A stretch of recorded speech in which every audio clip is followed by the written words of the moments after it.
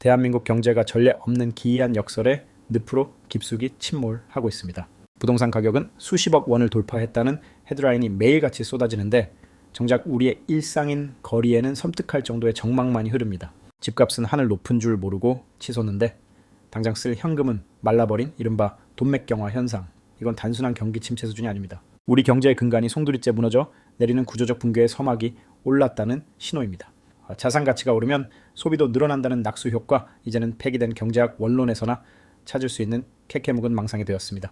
폭등한 집값은 오히려 가게의 숨통을 조이는 빚의 족쇄로 변질되었고 사람들은 겉보기에만 화려한 자산 성적표 뒤에 숨어 하루하루 생존을 걱정하는 처지입니다. 부자가 되었다는 착각과 갈수록 궁핍해지는 현실. 이 지독한 인지 부조화를 우리는 언제까지 외면할 수 있을까요? 오늘 영상은 단순히 경기가 안 좋아 힘들다는 뻔한 푸념을 늘어놓자는 게 아닙니다. 대한민국 상권의 심장부인 강남과 홍대, 그리고 서민들의 삶터인 골목 상권에서 동시에 터져나오는 비명을 통해 우리 경제의 실핏줄이 어떻게 괴사하고 있는지 그 잔혹한 실체를 낱낱이 해부해보겠습니다. 철옹성이라 믿었던 부동산 불패 신화가 왜 박살났는지, 그리고 이 파국이 다가오는 2026년 우리의 삶을 어떻게 송두리째 뒤흔들지 냉정하게 짚어보겠습니다. 언론에서 주입하는 막연한 희망 고문 따위는 잠시 내려놓으십시오. 지금 우리에게 필요한 건 듣기 좋은 위로가 아닙니다. 벼랑 끝에서 살아남기 위한 가장 냉혹하고도 현실적인 통찰력입니다. 거품이 꺼진 뒤 마주할 진짜 공포를 직시할 준비가 되셨다면 이제 그 깊은 내막을 파헤쳐 보겠습니다. 경제학 용어 중에 자산 효과라는 게 있습니다. 내 집값이 오르면 마치 부자가 된 듯한 기분에 취해 지갑을 활짝 열게 된다는 이론이죠. 한때 대한민국 고속성장의 치트키처럼 여겨졌던 이 달콤한 공식이 이제는 우리를 파멸로 이끄는 가장 치명적인 독이 되어 돌아왔습니다. 수십억 원짜리 아파트에 깔고 앉아있으면서도 정작 주머니 속 만원 한 장 쓰기 무서워 벌벌 떠는 기이한 빈곤. 이것이 우리가 마주한 진짜 현실입니다. 이건 단순한 심리적 위축이 아닙니다. 대한민국 가계 자산의 70% 이상이 부동산이라는 거대한 콘크리트 덩어리에 묶여있는 기형적인 구조가 불러온 재앙입니다. 집값 숫자는 커졌지만 그 집을 지키기 위해 매달 은행에 갖다 바치는 원리금이 우리의 일상을 처참하게 갉아먹고 있습니다. 통장 잔고는 바닥을 치는데 서류상의 자산 숫자만 늘어나는 상황, 이걸 두고 과연 부유하다고 말할 수 있겠습니까? 우리는 지금 1990년대 일본이 겪었던 그 끔찍한 잃어버린 30년의 전철을 토시 하나 안 틀리고 그대로 밟아가고 있습니다. 당시 일본인들도 부동산 불패 신화에 취해 흥청망청했지만 거품이 터지고 실물 경제가 붕괴되는 순간 수십 년간의 장기 불황이라는 무간지옥에 갇혀버렸습니다. 대한민국 역시 소득은 제자리 걸음인데 빚으로만 쌓아 올린 사상 누각이 얼마나 위태로운지 보여주는 교과서적인 몰락 사례로 역사에 남을 위기입니다. 특히 30, 40대 가장들이 짊어진 어깨의 짐은 그 어느 때보다 가혹합니다. 영혼까지 끌어모아 장만한 내 집이 따뜻한 보금자리가 아니라 매달 생존을 위협하는 거대한 채무 감옥이 되어버렸기 때문입니다. 외식은 언감생심이고 마트 마감 세일만 하이에나처럼 찾아다니는 모습 자산. 가치 상승이라는 숫자가 얼마나 허울 좋은 껍데기에 불과한지 보여주는 명백한 증거입니다. 부자 이펙트가 아니라 부채 이펙트라는 신조어가 뼈를 때리는 시대입니다. 자산은 늘었는데 쓸 돈은 없는 이 역설적인 상황이 결국 경제의 못의 혈관인 골목 상권부터 서서히 마비시키고 있습니다. 부의 상징이라 믿었던 강남 한복판조차 살인적인 소비 빙하기를 견디지 못하고 무너져 내리고 있다는 사실을 직시해야 합니다. 으리으리한 아파트 숲 뒤편에서 소리 없이 울려 퍼지는 곡소리는 이미 시작됐습니다. 숫자 노름의 허상이 오늘을 희생하며 쌓아 올린 이 거대한 모래성이 과연 밀려오는 경제 위기의 쓰나미를 버텨낼 수 있을까요? 이 위태로운 흐름은 이제 대한민국에서 돈이 가장 많이 회전한다는 핵심 상권의 풍경마저 송두리째 바꿔놓고 있습니다. 밤새 불이 꺼지지 않던 불야성 강남 테헤란로가 왜 민방위 훈련 때처럼 죽은 도시가 되었는지 그 충격적인 실태를 확인해 볼 시간입니다. 대한민국 금융과 정보의 심장이라 불리는 테헤란로의 엔진은 싸늘하게 식어버렸습니다. 퇴근길 도로를 가득 메우던 차량 행렬은 온데간데없고 스산한 정적만이 아스팔트를 감싸고 있습니다. 빌딩 숲의 화려한 조명은 여전한데 그 아래 펼쳐지던 뜨거운 밤의 열기는 도대체 어디로 증발해 버린 걸까요? 회식의 꽃이라 불리던 1차, 2차, 3차로 이어지던 소비의 연결고리는 이제 완전히 끊어져 버렸습니다. 삼겹살에 소주 한 잔 걸치고 호프집을 거쳐 노래방까지 달리던 게 연말의 국룰이었지만 지금은 1차만 겨우 때우고 도망치듯 지하철역으로 향하는 게 현실입니다. 사람들은 이제 즐거움보다 내일 빠져나갈 이자 비용이 무서워 지갑을 닫아 걸고 있습니다. 이런 살벌한 변화는 고액 연봉자가 넘쳐난다는 강남 직장인들에게도 예외가 아닙니다. 겉으로는 번듯한 명함을 들고 다니지만 살인적인 물가와 고금리 압박 앞에서 그들이 택한 건 철저한 생존 모드입니다. 점심시간이 되면 맛집 대신 편의점으로 달려가 5,000원짜리 도시락으로 허기를 채우는 직장인들이 줄을 잇고 있습니다. GS25나 CU 같은 편의점 도시락이 강남 오피스 상권의 새로운 점심 풍경이 되었다는 사실, 현재 우리 경제가 직면한 위기를 가리키는 냉혹한 경기 지표가 도로 위에 선명합니다. 승객을 찾지 못해 공회전만 거듭하는 택시들의 행렬은 적막강산으로 변해버린 도심의 밤을 위태롭게 증명하고 있습니다. 이른바 차수를 변경하며 이어지던 심야 회식 문화가 소멸하자 밤의 경제 생태계를 지탱하던 자영업과 서비스업 기반은 회복 불능의 치명상을 입었습니다.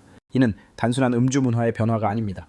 한국 경제의 동맥을 흐르던 거대한 내수 소비의 엔진이 완전히 꺼져버렸음을 알리는 강력한 경고등입니다. 돈맥경화에 걸린 도시는 가동이 중단된 폐공장과 본질적으로 다를 바가 없습니다. 테헤란로의 침묵은 우리 경제의 중추인 30, 40대 핵심 생산 인구가 얼마나 깊은 재정적 늪에 빠져 있었는지를 보여주는 리트머스 시험지입니다. 감당하기 벅찬 주거 비용과 사교육비에 짓눌려 정작 자신을 위한 소비 여력은 단 1원도 남지 않은 비극적인 가계 재정 상태가 어두운 거리에 그대로 투영된 것입니다. 화려한 네온사인 이면에 감춰져 있던 참혹한 경제 성적표를 이제는 정면으로 응시해야 할 때입니다. 번영의 상징과도 같았던 테헤란로 상권마저 이렇게 무력하게 무너진다면 타 지역의 경제 상황은 언급할 필요조차 없지 않겠습니까? 대한민국 자산시장의 심장부라 불리는 강남 부촌 상권까지 송두리째 흔들리는 사상 초유의 사태가 전개되고 있습니다. 난공불락의 부의 요새로 여겨졌던 개포동 대단지, 상가에서 현재 어떤 기이한 경제 현상이 벌어지고 있는지 그 내막을 정밀하게 분석해 보겠습니다. 부의 척도라 불리는 개포동 대단지 상권에 진입하면 기괴할 정도로 서늘한 공기가 피부에 닿습니다. 수십억 원을 호가하는 아파트 단지가 성벽처럼 위용을 자랑하지만 정작 상가 내부는 유동 인구의 온기가 사라진 채 공실의 공포만이 가득합니다. 부동산 호가는 천정부지로 치솟았지만 그 생태계 안에서 생존을 도모하는 소상공인과 거주민들의 표정에는 짙은 불황의 그림자가 드리워진 모순적인 상황이 연출되고 있습니다. 이곳에서 4년째 점포를 운영 중인 한 치킨 프랜차이즈 점주의 증언은 현장 경기의 심각성을 적나라하게 고발합니다. 대단지 진입로라는 최적의 입지 조건을 선점한 독점 매장임에도 불구하고 매출은 호황기 대비 반토막이 났습니다. 더욱 충격적인 사실은 임대인이 월세를 20%나 인하하겠다는 파격적인 제안을 먼저 건넸음에도 폐업을 진지하게 고민할 만큼 한계 상황에 내몰렸다는 점입니다. 흔히 강남 자산가들은 불황의 무풍지대에 거주할 것이라 오해하지만 실상은 전혀 다릅니다. 고금리 기조 속에서 영혼까지 끌어모아 레버리지를 일으킨 차주들에게는 자산 가격 상승보다 매달 통장에서 빠져나가는 막대한 원리금 상환 부담이 당장의 생계를 위협하는 흉기가 되고 있습니다. 자산 가치는 장부상의 숫자일 뿐 당장 융통 가능한 현금 흐름이 말라버린 이른바 부자 동네의 유동성 위기가 이들의 목을 서서히 조여오고 있습니다. 임대인이 먼저 임대료 인하를 제시하는 것은 상권 붕괴의 공포가 임계점을 넘었다는 반증입니다. 공실 발생이 곧 건물 가치 하락으로 직결될 것을 우려한 건물주들의 고육지책이지만 절대 영도로 얼어붙은 소비 심리를 녹이기에는 역부족인 실정입니다. 주민들은 가족 외식 한 끼조차 사치제로 분류하며 가계부의 지출 항목을 하나씩 삭제해가는 초긴축 재정 모드에 돌입했습니다. 개포동에서 목격되는 이 기이한 풍경은 대한민국 내수시장의 펀더멘털이 붕괴되고 있음을 알리는 조종과도 같습니다. 가처분 소득의 대부분이 금융비용으로 증발하면서 실물 경제를 회전시키던 거대한 소비 엔진이 멈춰 서고 있는 셈입니다. 우리가 신봉했던 부동산 불패 신화가 실질적인 삶의 질을 얼마나 처참하게 파괴할 수 있는지 이곳의 상가는 정막을 통해 증언하고 있습니다. 자산의 규모가 곧 행복의 척도라 믿었던 이들에게 지금의 강남은 매우 냉혹한 교훈을 던지고 있습니다. 아파트라는 콘크리트 장벽에 숨겨진 부채의 족쇄는 소비 본능을 마비시켰고 상가는 그 사멸해버린 욕망이 박제된 거대한 무덤으로 변해버렸습니다.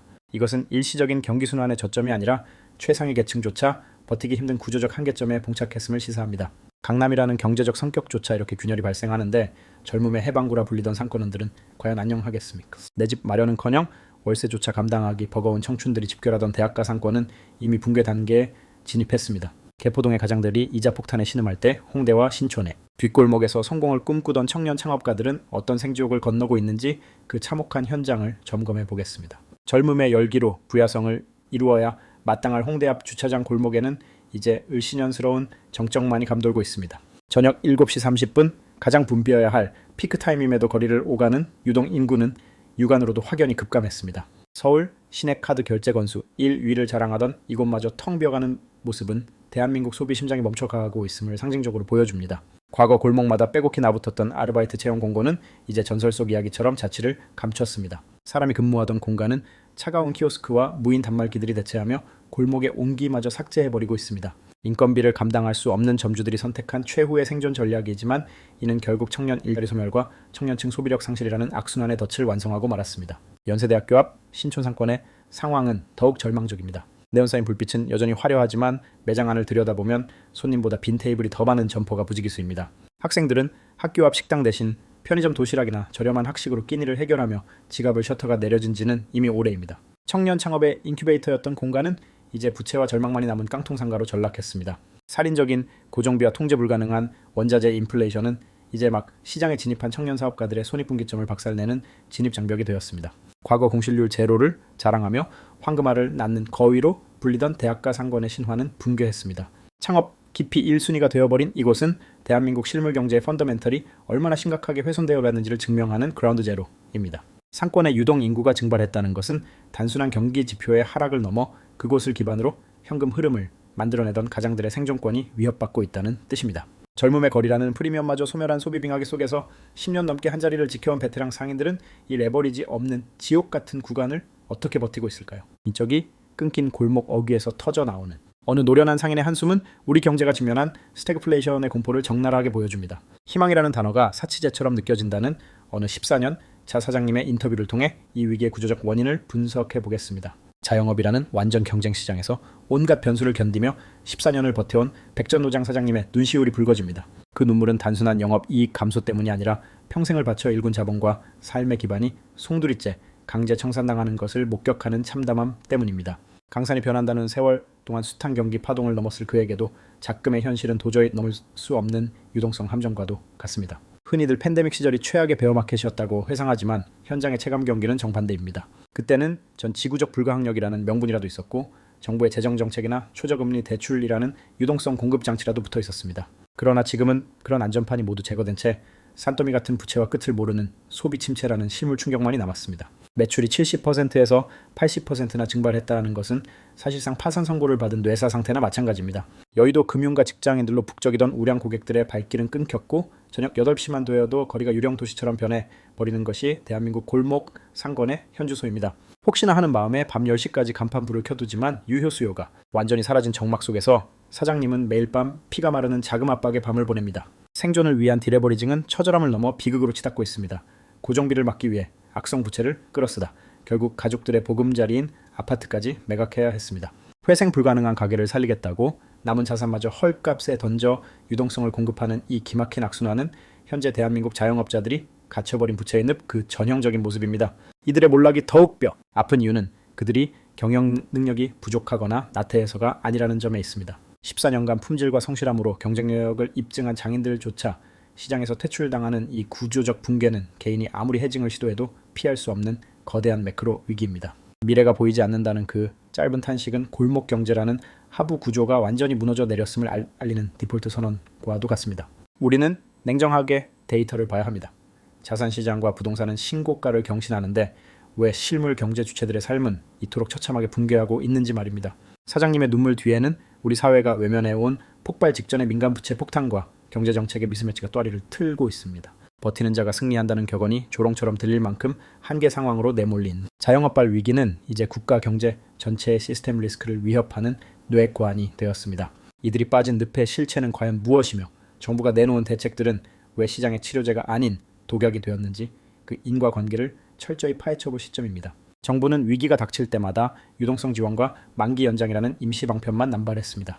당장의 부실을 덮기 위해 투여한 그 달콤한 진통제들은 시간이 지나자 복리이자가 되어 차주들의 현금 흐름을 끊는 흉기가 되었습니다. 뼈를 깎는 워크아웃 없이 빚으로 빚을 맞게 한 이른바 돌려막기식 대처가 대한민국 전체를 부채공화국으로 만든 주범입니다. 작년 한 해 폐업을 신고한 소상공인이 100만 명을 돌파했다는 수치는 단순한 통계가 아니라 한국 경제가 임계점에 도달했다는 비상 사이렌입니다. 팬데믹 당시 빌려 쓴 대출의 상환 시계는 돌아왔지만 고금리 기조는 요지부동이고 물가는 풀린 망아지처럼 치솟고 있습니다. 원리금을 갚기 위해 더 나쁜 조건의 악성 채무를 일으켜야 하는 이 지옥의 굴레는 이제 더 이상 감당할 수 없는 티핑 포인트를 넘어섰습니다. 2025년과 2026년을 관통하며 우리가 직면한 가계부채의 이자 부담은 실질 가처분 소득의 뼈와 살을 갉아먹고 있습니다. 굳이 통계청에 난해한 것이 지표를 보지 않더라도 우리 이웃들이 왜 지갑을 닫았는지 그 이유는 명확합니다.